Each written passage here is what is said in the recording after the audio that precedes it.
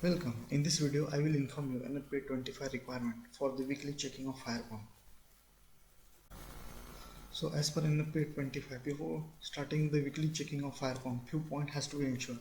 Like for pump house, we have to see that adequate heat is there and it is not less than 40°F.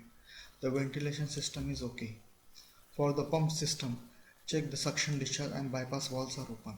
There is no leakage from the piping. Pressure gauges are reading normal. The suction reservoir is full and the wet pit suction screen are unobstructed and in place. For electrical system, ensure that power light is glowing. The power transfer switch light is glowing. This switch indicates that in case main power supply is interrupted, this switch will switch the power to standby emergency power so your pump can run continuously. So in normal case, you have to ensure that standby emergency power supply light is off. The reverse phase alarm light is off and normal phase rotation light is on. This indicates that reverse rotation of the impeller is not there. Similarly, we have to check the oil level in the vertical motor side glass is normal. For diesel engine, we have to check that fuel tank is having minimum 2/3 level. The selector in auto mode. Battery voltage reading is normal. Battery charger current reading is normal. The battery pilot light are on and the battery failure light are off. And similarly, if your battery having the electrolyte level, then electrolyte level should be okay.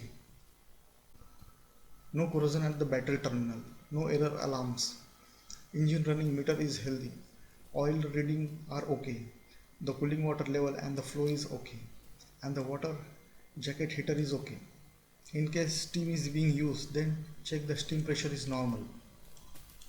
So these are the few points need to be checked before starting the weekly checking of fire pump as per NFPA 25. Few more guidelines given by the NFPA 25 like weekly test of the fire pump will be conducted without flowing the water. That means water will be recirculated back to the reservoir. The pump will be started by reducing the water pressure in the impulse line, that is automatic start. And during trial, the electrical pump will be kept started minimum for 10 minutes and diesel engine will be kept started for 30 minutes. So these are the few guidelines we have to follow. During the pump test, following point has to be observed. Like for pump system, record the pump starting pressure, record the pump suction and discharge pressure, observe any leak from the gland packing, check for any unusual noise or vibration coming from the pump, check for overheating of pump parts. Similarly, for electrical system, observe the time for motor to reach its full speed. Record the reduced voltage and current when motor starts and record the time pump runs after starting. Similarly, for diesel pump, record the time for engine to crank.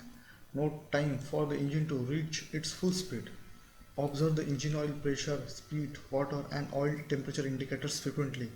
Notice any abnormalities. Check the heat exchanger for cooling water flow, etc. So these are the few points need to be checked as per NFPA 25 during the testing of fire pump. Here we want to give disclaimer that this information you have taken from the NFPA 25 available in the public domain. But we request for more updated information, better to use latest edition of NFPA 25. Thank you for watching.